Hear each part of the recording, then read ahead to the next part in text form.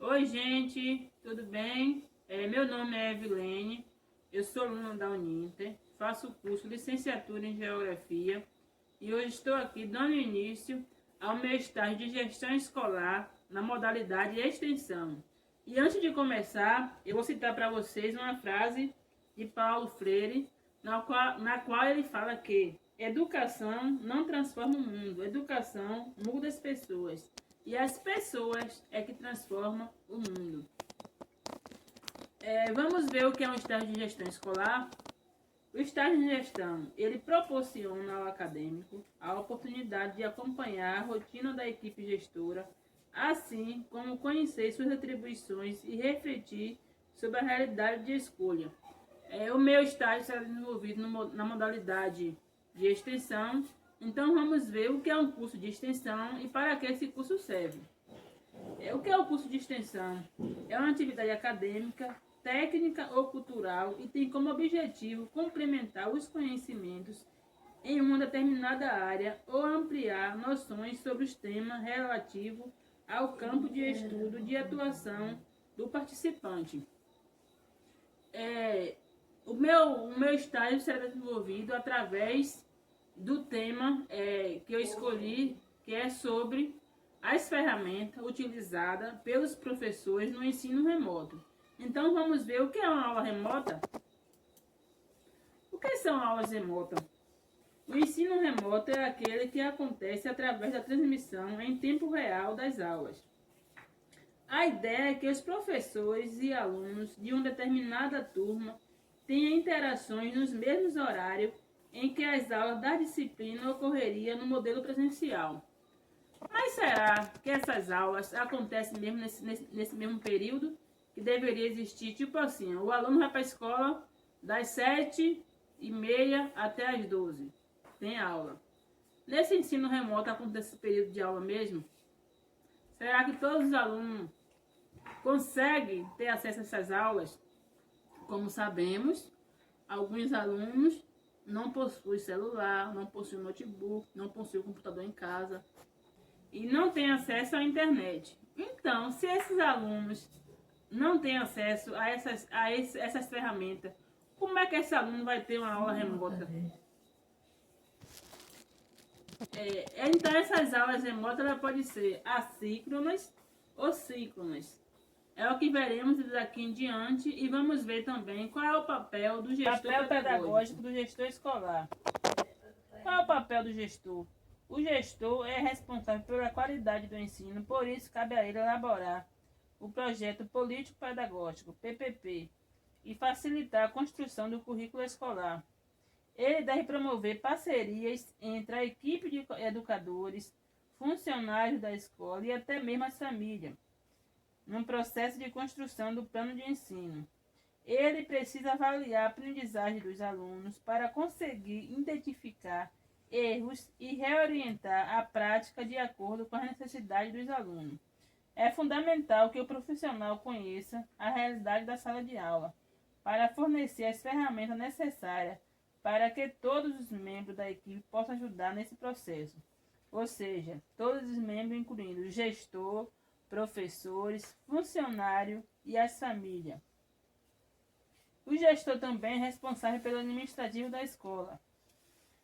O gestor é responsável pela distribuição dos recursos da escola. Ele deve administrar a documentação institucional, os materiais pedagógicos e até a estrutura física, o que inclui a manutenção de equipamento, a organização de objetos e do espaço escolar. O gestor é responsável a prestar conta à comunidade, atender os pais quando necessário e incentivar a participação das famílias. Ou seja, o gestor é fundamental na escola, né? Sem ele, não existe o espaço escolar.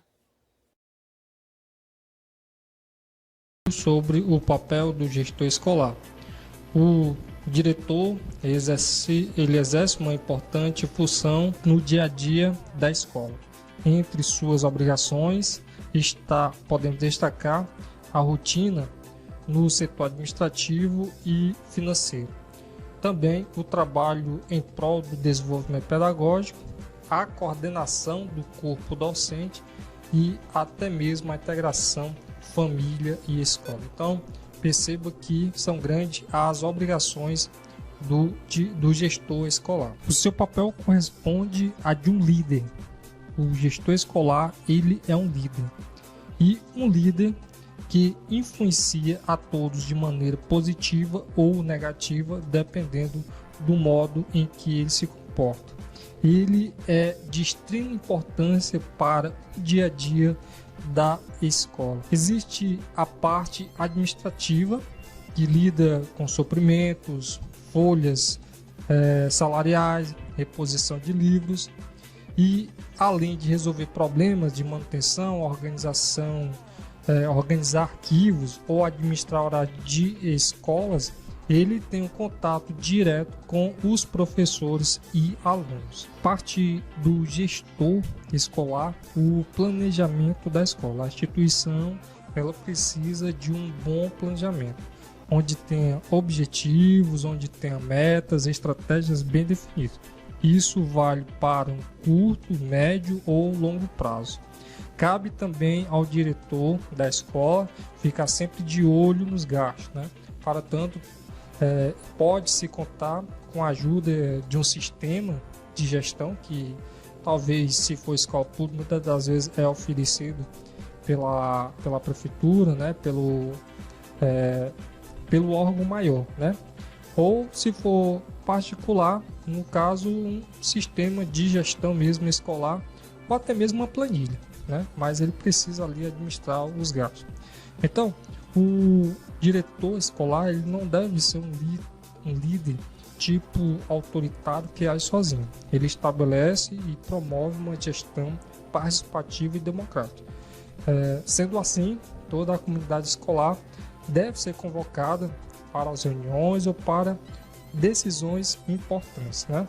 E essa comunidade, quem seria? Os professores, funcionários, pais, responsáveis e os familiares dos alunos. O diretor escolar deve estar presente no dia a dia da escola, sempre zelando pelo seu bom funcionamento. Se tiver uma cadeira quebrada, um quadro se deslocando, ou até mesmo uma parede precisando de reparo, ele deve agir o quanto antes para que sempre mantenha ali um bom funcionamento da escola. Por mais que você necessite saber lidar com a burocracia e ter conhecimento acerca das leis, o foco do diretor deve ser sempre o aluno. O mais importante no ambiente de ensino é a aprendizagem dos estudantes. Então, ele sendo o líder, algumas atribuições ele pode delegar e apenas acompanhar como está o andamento daquela atividade que foi delegada. Na área pedagógica, o diretor ele deve sempre melhorar o desempenho da escola. Para que isso seja possível, ele precisa contar com um bom planejamento de todas as atividades que serão desenvolvidas durante todo o ano letivo. Como saber se a escola está indo bem? Então deve-se observar o seguinte: as condições que são oferecidas pela escola aos estudantes e ao corpo docente, o trabalho desenvolvido pelo conselho de classe e pela equipe gestora e o índice de satisfação da comunidade escolar. Então são indícios, aí para saber se a escola está indo bem ou não. Esses indicadores que aí nós falamos vão permitir que o diretor escolar, saber o que está bom ou o que precisa ser melhorado, modificado, Então eles permitem que o diretor escolar obtenha um balanço preciso sobre quais atividades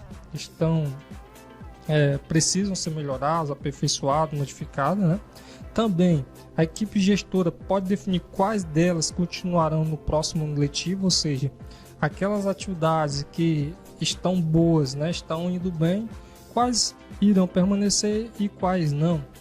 Como serão modificadas, Então, se algumas das atividades que não estavam indo bem, como serão modificadas, para que os alunos possam aproveitar os ensinamentos ao máximo. Diretor e coordenador pedagógico devem trabalhar junto, fazendo um levantamento de todos os dados de aprendizagem e comparando as metas estabelecidas, as metas que foram estabelecidas. Então, diretor escolar, diretor e coordenador pedagógico que um fala uma coisa e o outro fala outra coisa, né? Não vai sair muito bem, porque isso reflete nos professores e reflete também nos alunos. As avaliações precisam ser analisadas constantemente para saber em quais matérias os alunos sentem mais dificuldades. Isso ajuda a identificar problemas como evasão escolar, aprovação, reprovação, distorção da idade séria e outros mais. E a partir das avaliações e dos índices, né, sugerir mecanismos que sejam capazes de superar as limitações dos estudantes. Para que a escola funcione de forma adequada, o diretor escolar deve garantir que todas as condições necessárias sejam oferecidas. Exemplo, formar uma turma de recuperação paralela.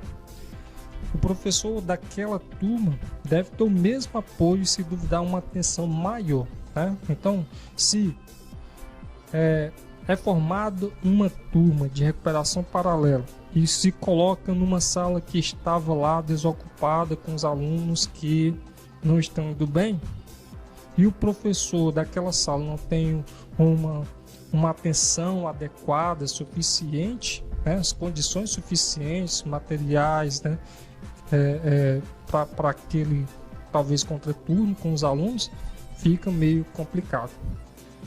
Relação entre o número previsto e efetivos de dias de aula, né? Então, necessidade de substituição de professores titulares por outros, muitas das vezes isso pode acontecer, né? Aulas perdidas por falta de professores. O que fazer neste caso? É tudo a ser pensado pelo diretor escolar. Quantas e quais turmas foram prejudicadas por mudanças de hora, de última hora, né? Então, são coisas que sempre devem acontecer para não interferir nos números de dias de aulas que estavam planejadas ali para o ano letivo, que são 200 dias letivos de aula, né? E por conta de algumas coisas, eventualidades, deixaram de acontecer. Quais as condições da sala de aula e tantos outros problemas que ele deve sempre prezar. E o diretor deve sempre estar atento a esses números de aulas, no mínimo, né, que são obrigatórios em lei. As estratégias de trabalho que os professores desenvolvem em sala de aula, no decorrer dos bimestres, precisam ser avaliadas. Então, isso já foi falado, né? Assim, é possível calcular o desempenho escolar de todos os alunos. Então, sempre avaliar as atividades, o trabalho, para saber como é que estão os alunos, como é que está indo o trabalho. Então, para isso, deve-se estabelecer estratégias didáticas para saber quais estratégias estão dando certo, né, para que sejam aplicadas para toda a escola. As ações do diretor, do gestor escolar, elas precisam também serem avaliadas, né? Acredito que o coordenador sempre dá um feedback das suas ações do diretor, e o diretor deve fazer o mesmo com o coordenador. Então, um dando feedback para o outro, mas eu acredito que, dependendo, eu estou falando de escolas públicas, né, sempre vai haver um superior em relação ao diretor, né? Não sei qual o cargo, função da sociedade, talvez um superintendente, talvez não tenha superintendente, mas tem o secretário escolar. Então sempre vai existir aí um superior ao diretor, e as ações do diretor também precisam passar por avaliações. Família e a instituição, né, de ensino devem andar sempre de mãos dadas. Os pais precisam participar do processo de ensino-aprendizagem dos filhos. Já por parte dos professores, é importante que conheçam os responsáveis, pais, né, pelos estudantes, e os mostrem quais os trabalhos desenvolvidos em sala de aula. Então, sempre estimular a participação de pais e responsáveis dentro da escola. Diante de dificuldades e necessidades, o papel do diretor escolar envolve a ação. Não adianta só planejar, né? E é nesse momento que os projetos educacionais visam atender às necessidades dos alunos. Se houver necessidade de uma reestruturação pedagógica ou aprimoramento das estratégias adotadas pela escola, o diretor deve estar preparado para colocar tudo em prática. A sala do diretor, né? O diretor em si, não somente a sala, mas a sala e o diretor, né? O profissional de gestor escolar deve estar sempre à disposição dos alunos, dos professores, dos funcionários, né, dos familiares, assim como também a sua sala sempre aberta aí para que toda a comunidade escolar possam ir até ele, conversar sobre os problemas, dar sugestões, né? Então, o profissional, né, o gestor escolar deve estar sempre à disposição a ouvir, a escutar, a tentar resolver os problemas da melhor forma possível, né, os problemas ali que existem dentro da escola. Bom, esse foi o vídeo aí sobre gestor escolar, né, o papel do gestor escolar, e até a próxima. Um bom gestor escolar é essencial para o sucesso de uma instituição de ensino e para a garantia de educação de qualidade. Assim, quem estiver à frente da direção da escola não tivesse competência necessária para ser um bom líder, os professores podem ficar desmotivados e a qualidade do ensino pode cair. Por isso, entender o perfil do gestor escolar e aprimorar suas habilidades é fundamental para uma boa gestão. Pensar de forma estratégica é uma competência essencial para as lideranças de modo geral. O gestor deve ter consciência do que deseja alcançar. E para isso é preciso focar nos objetivos da organização e saber lidar com os desafios. Esse pensamento concentra-se no resultado e implica em metas, prazos a cumprir e muito planejamento. Ser flexível é outra habilidade que os bons gestores possuem. Mas o que essa competência significa? Ser flexível é entender suas emoções e saber lidar com as situações de forma maleável, ou seja, sem um pensamento imutável. Não só na educação, mas em outras áreas, a flexibilidade é importante para alcançar resultados. Por exemplo, dessa forma, ser flexível é entender a necessidade de mudança, sendo coerente nas decisões. Agora veremos um vídeo que nos leva a refletir o papel de um bom gestor pedagógico, onde ele tem que saber a hora de criar e inovar, porque os desafios sempre vão surgir.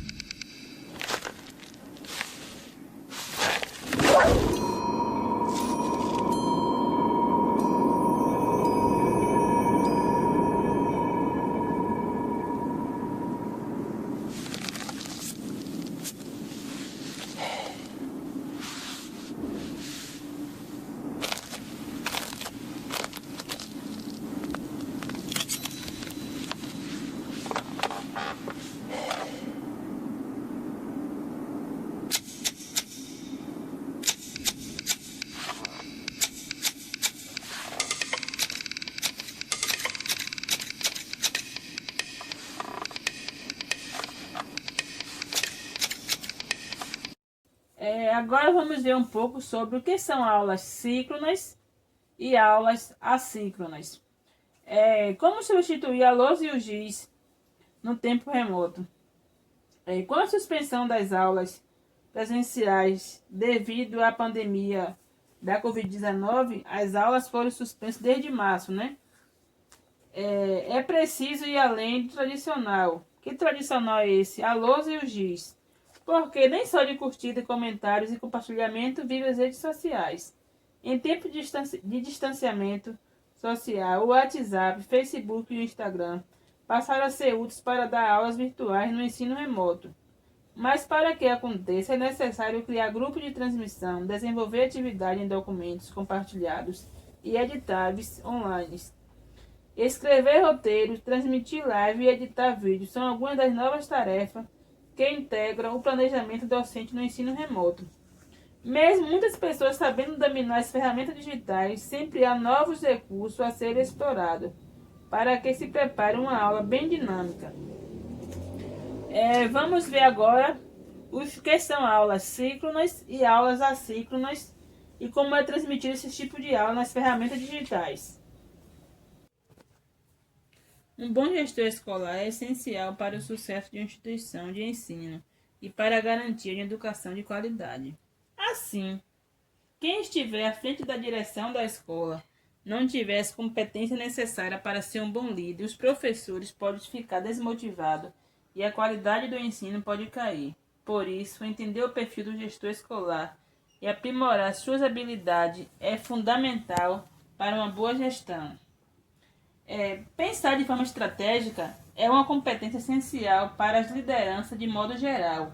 O gestor deve ter consciência do que deseja alcançar e, para isso, é preciso focar nos objetivos da organização e saber lidar com os desafios. Esse pensamento concentra-se no resultado e implica em metas, prazos a cumprir e muito planejamento. Ser flexível é outra habilidade que os bons gestores possuem. Mas o que essa competência significa? Ser flexível é entender suas emoções e saber lidar com as situações de forma maleável, ou seja, sem um pensamento imutável. Não só na educação, mas em outras áreas, a flexibilidade é importante para alcançar resultados. Por exemplo, dessa forma, ser flexível é entender a necessidade de mudança, sendo coerente nas decisões. Agora veremos um vídeo que nos leva a refletir o papel de um bom gestor pedagógico, onde ele tem que saber a hora de criar e inovar, porque os desafios sempre vão surgir. Como substituir a lousa e o giz no ensino remoto? Vamos conhecer agora um pouco sobre o que são aulas síncronas e aulas assíncronas na educação.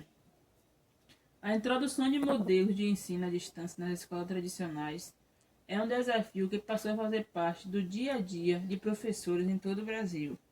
Longe da sala de aula, os recursos virtuais ganharam protagonismo com características específicas do mundo digital e com novos obstáculos a serem enfrentados. Neste contexto, ou seja, nessa realidade, a utilização de formato de aulas síncronas e assíncronas se tornaram essencial. Podemos dividir em síncronas e assíncronas as abordagens comunicacionais utilizadas no ensino à distância. Baseado na relação com o tempo e com a forma de entregar o conteúdo para alunos, elas apresentam particularidade que pode ser explorada com eficiência e são intimamente ligados ao modelo de ensino híbrido. Vamos ver agora o que são aulas síncronas, como ela acontece. As aulas síncronas são aquelas que acontecem em tempo real. Na educação à distância, isso significa que o professor e o aluno interagem ao mesmo tempo em um espaço virtual. A exemplo do formato de aula online, que inclui sala de videoconferência e transmissão ao vivo. A aula síncrona é um dos principais métodos de ensino à distância e concentra-se na realização de atividades educacionais em tempo real. Ela traz algumas vantagens, como veremos a seguir. O acompanhamento simultâneo. Quando a interação entre aluno e professor acontece ao mesmo tempo, as aulas síncronas fornecem mais clareza em relação ao ritmo de aprendizagem e dá informação sobre como o conteúdo pode ser planejado. Esse modelo pode ser excelente para manter o grupo em sintonia e evitar situações nas quais os estudantes não consigam acompanhar o estudo sozinho. Maior interação. Uma das principais observações sobre a interação na aprendizagem síncrona é que ela alivia a sensação de isolamento que acompanha o ensino à distância, o que pode ser feito benéfico no interesse dos alunos. Além disso, as aulas síncronas permitem a realização de atividades em grupo e colaborativas, o que dá ao professor mais opções de aplicação de metodologia de aprendizagem. Acontece o contato direto. Outro fator positivo das aulas síncronas é que o professor pode fornecer instruções diretamente a seus alunos. O conceito pode ser apresentado de acordo com o grau de dificuldade da turma, e caso haja necessidade, o tema pode ser abordado de outras formas. A comunicação síncrona também permite que dúvidas sejam esclarecidas à medida que o assunto é estudado e abre espaço para pergunta e exemplo mais contextualizado. Embora a aprendizagem síncrona tenha pontos positivos claros, também podemos observar alguns problemas potenciais. Que problemas potenciais são esses? falta de flexibilidade. O maior desafio associado ao ensino à distância síncrono é a falta de flexibilidade do processo. Assim como no formato de aulas presenciais, a aula síncrona necessita que os alunos e os professores estejam presentes na mesma plataforma e no mesmo horário. Por isso, pessoas que preferem aprender em seu próprio ritmo podem ter dificuldade em acompanhar as aulas em tempo real. Menor autonomia para o aluno, ou seja, o aluno não tem autonomia. No ensino à distância síncrono, o grupo deve evoluir na mesma velocidade para que as aulas ao vivo façam sentido, e o ritmo da aula é definido pelo professor. Estudante com maior domínio sobre o conteúdo pode ter que esperar a evolução do grupo para avançar, o que reduz sua autonomia no aprendizado. E outra coisa que acontece é dependência da internet. Embora a tecnologia proporcione encontros online em tempo real, com problemas estruturais como internet instável e computadores antigos, pode influenciar no ritmo das aulas e no acesso ao conteúdo. Se um estudante tiver problema com a conexão ou não tiver acesso à internet de alta velocidade, ele pode acabar perdendo informações importantes da aula. E se esses problemas forem com o professor, a turma inteira é afetada. Vemos aí, né, o que são aulas síncronas, quais são os seus benefícios, né? Mas não são só os benefícios. Tem também os seus alguns contratempos que acontecem, né? Com a turma, que tem alguns alunos que não conseguem acompanhar a aula. Se tiver um aluno mais avançado, aí tem que esperar o ritmo daquele que é menos para poder acompanhar. Às vezes o aluno não tem acesso à internet de boa qualidade, entre outras coisas, né? Então vamos ver agora um pouco do que são aulas assíncronas, que é totalmente diferente da aula síncrona. O que são aulas assíncronas? A comunicação assíncrona é aquela que acontece sem a necessidade de uma interação em tempo real, né? Então daí dá para perceber que ela é totalmente diferente da aula síncrona, né? Que a aula síncrona é aquela que acontece em tempo real, precisa da interação entre professor e aluno e tem a necessidade que seja feita em um grupo, né? Então isso daqui já é totalmente diferente. Na educação, isso permite que as aulas sejam acompanhadas pelo estudante, independente do horário ou local. Exemplos conhecidos são as videoaulas e os webinários. A principal característica do ensino que se vale da comunicação assíncrona é a capacidade de moldar o ritmo do aprendizado. Por isso, o ensino à distância pode ser beneficiado por esse tipo de comunicação. Além disso, alguns formatos de ensino híbrido.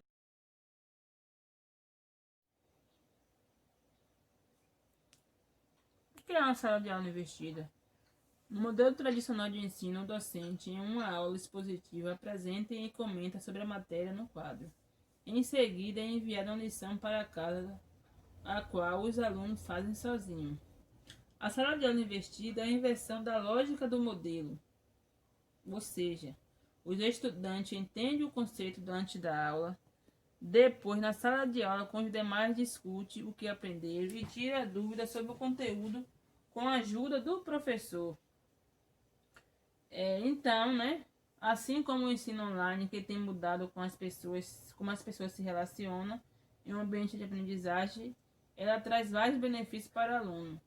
Graças à eficiência do ensino online, a cada dia surgem melhores formas de trabalhar a educação, construindo o processo, estrutura e ambiente mais eficiente para que o estudante possa aprender com motivação. A sala de aula investida é um desses novos modelos. Alguns benefícios que essas aulas assíncronas possuem. Flexibilidade. O aprendizagem assíncrono permite que os estudantes tenham maior controle sobre o seu horário de aula, diferente dos modelos tradicionais. Isso dá ao aluno a capacidade de controlar a velocidade e o ritmo com que aprende uma disciplina e, consequentemente, maior liberdade e autonomia. Acessibilidade. A aprendizagem assíncrona permite que o maior número de alunos tenha acesso ao mesmo conteúdo sem necessidade de acompanhar um grupo. Outro fator é que o material de aula também demanda menos recursos, como internet de alta velocidade, webcam e configurações que permitam o acesso a videoconferências. O aprendizagem assíncrono traz benefícios que podem ser poderosos na educação, mas também apresenta desvantagens, como vamos apresentar a seguir. Isolamento. A aula síncrona, o ambiente de aprendizagem é mais solitário. O ensino acaba sendo individualizado e torna inviável trabalhos em grupo com experiências em modelo que utiliza a comunicação em tempo real. O estudante pode se sentir menos motivado a acompanhar uma matéria pela ausência de contato com os colegas. A autodisciplina é um grande desafio quando falamos da comunicação assíncrona. Sem a orientação de um instrutor, o estudante precisa ter autodisciplina para realizar as tarefas e acompanhar as aulas. E o ambiente virtual oferece o inverso de distrações que pode atrapalhar o hábito de estudo do aluno. Contato e feedback limitado. Se o estudante optar por assistir às aulas em horários menos convencionais, ele pode enfrentar dificuldade na resolução de dúvidas e no feedback de suas atividades. O mesmo acontece com o professor, que pode não estar disponível na hora que o aluno precisar. E algumas ferramentas se tornam especialmente relevantes nesse contexto, como a tutoria digital. Esse tipo de serviço tem como objetivo apoiar a aprendizagem do estudante em casa através de tutores disponíveis a qualquer momento. Então, vimos 3 tipos de aulas que podem acontecer agora no ensino remoto, né? Que são as aulas síncronas, as aulas assíncronas e também aquela que funciona, né? Que é aquele tipo de aula invertida. Na aula síncrona, vimos que os professores e os alunos têm que estar em contato em tempo real em um grupo, né? Na assíncrona, não. O estudante tem total liberdade para estudar no melhor horário que lhe convém. E na sala de aula invertida, é aquela que os alunos aprendem o conteúdo antes de entrar para a sala. Aí na sala de aula, ele pode sentar com os colegas, debater o assunto e tirar suas dúvidas com os professores. Olá, meu nome é Fernanda Cunha e aqui com o vídeo da série Descomplicando. Tenho recebido muitas questões, muitas perguntas sobre as ações síncrones ou assíncrones pelo processo de ensino-aprendizagem pela internet. Qual procedimento escolher, quando escolher, seja síncrone ou seja assíncrone, aí no seu plano de ensino para a atuação do seu processo pedagógico com o seu aluno e aluna. Fato é que podemos pensar, fazendo uma analogia, que quantas vezes nós, em sala de aula, professores e professoras, estamos em qual contexto de ação com os nossos alunos? Um processo síncrone, não é? Ali, em tempo real, nós estamos procedendo às nossas ações educativas, arte-educativas, pedagógicas com os nossos alunos e alunas. O mesmo se faz na internet. Quando estamos em tempo real, por algum programa, por exemplo, o Meet, né, no momento de transmissão em tempo real com os nossos alunos e alunas, é uma ação, sem dúvida nenhuma, síncrone, não é? E a síncrone, logicamente, se eu fosse pensar, por exemplo, numa ação em sala de aula, ali em encontro físico com os meus alunos e alunas, uma ação assíncrone, por exemplo, uma atividade que eu peça para que os meus alunos procedam fora da sala de aula, não é? Que não está tendo aquele acontecimento no aqui e agora, o que muitas pessoas chamam de tarefa. Eu também não gosto desta terminologia, não é? Muitas vezes o aluno na tarefa ele cumpre algo, mas ele necessariamente pode não ter um cumprimento, um envolvimento com aquele processo que se deva proceder para o aprendizado, para o conhecimento, para o reconhecimento e, portanto, o seu desenvolvimento perceptivo. Por isso, muitas vezes se fala, olha, aquele aluno, aquela aluna tarefeira, cumpre a tarefa apenas pela tarefa que deva ser cumprida para não ser punida com uma nota muitas vezes baixa, então, para passar de ano, vai lá e cumpre a tarefa, e depois que cumpriu a tarefa, não se ressignifica em nada na sua vida aquele processo que ele viveu, que aquela aluna, aquele aluno viveu. Então, muitas ditas tarefas, que são muitas vezes ações o quê? Assíncronas, elas têm esse acontecimento que a gente pode pensar no ensino e aprendizagem pela internet. Então, a professora pode estar vinculando ações num processo de ensino-aprendizagem em que mantenha o aluno, a aluna envolvido naquele processo de conhecimento, portanto, reconhecimento, então, desenvolvimento da sua percepção cognitiva, por ações que vão dando continuidade a alguma imersão em tempo de encontro, não ali na rede, ao vivo, com o seu professor, com a sua professora. Esta é uma ação assíncrona. Mas cuidado, que as ações assíncronas, muitos professores, muitas professoras podem estar utilizando, associando, por exemplo, aquela ação, logicamente com uma nota, atribuir uma nota por aquele procedimento realizado, não é? Do aluno, da aluna, e também associar um tempo que como se fosse o tempo da aula. Então, por exemplo, uma aula de um curso, uma disciplina de 32 horas, não é? Apenas um exemplo.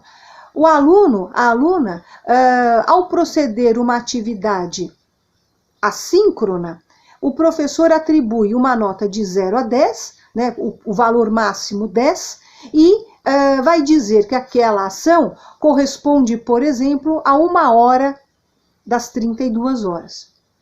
Se essa disciplina for uma disciplina semanal e que encontra com o seu aluno 2 horas por semana, né? Se você promoveu uma ação assíncrona, você pode entender que aquela determinada aula, naquela semana, poderá ter, por exemplo, 1 hora de acontecimento em tempo real com o seu aluno, com a sua aluna, ou uma outra contagem que você pode fazer na soma de várias ações no curso assíncronas que vão abater dessas 32 horas totais daquela disciplina, por exemplo. Mas por que o cuidado? Porque muitas vezes, como no processo de ensino-aprendizagem pela rede, o professor, a professora fala com cada aluno, cada aluna individualmente no conceito da ação assíncrona, né? Ele terá uma demanda mais profunda, que lhe poderá lhe promover mais tempo do que o esperado para a sua aula, e que ele muitas vezes não conta. Então, aquelas 32 horas, subtraída daquele número de ações do aluno, poderá lhe promover menos tempo da ação síncrona, mas o professor, a professora não está colocando em questão o tempo que ele vai gastar para aquele procedimento, aquela orientação, arte educativa, pedagógica, que ele tem que dispor com o seu aluno assincronamente. Ele só fez a conta do tempo que ele promoveu com o aluno. Então, se esse professor, se essa professora tiver um quantitativo significativo de alunos para aquela disciplina, e logicamente, basicamente todos nós professores, na nossa grande maioria, dispomos de várias disciplinas, várias salas de aula, bem, como é que você vai, professor, professora, organizar-se para atender a todos esses alunos em tempo assíncrono, não é? Bem, esta é uma questão relevante a se pensar. A própria condição de relógio, não é? Que nós temos 24 horas no dia, nada mais do que isso, não é? Contando que não durma à noite, não é?